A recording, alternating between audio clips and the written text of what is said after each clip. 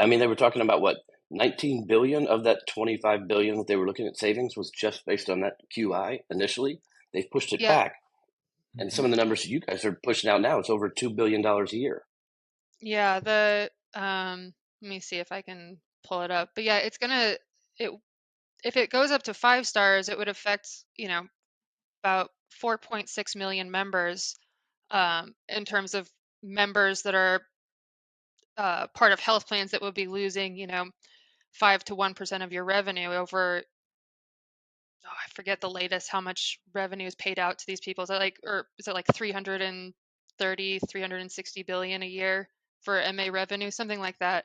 But it's huge. And another kind of piece to put that into context is we also looked at the 2022 financial statements across, you know, all the health plans that are filing their financials, and what's the actual revenue, or what's the actual profit these MA plans have. And in 2022, it was about 10 billion in total profit for the MA business.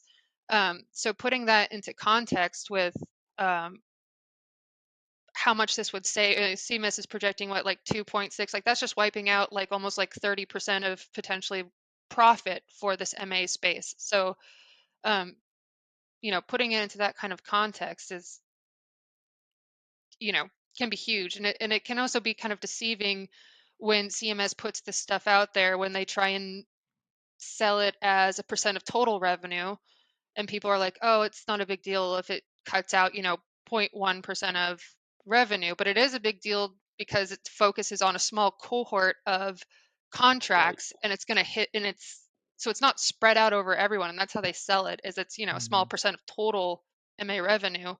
But to these plans that are 4.5, 4 stars, it's going to really hit them.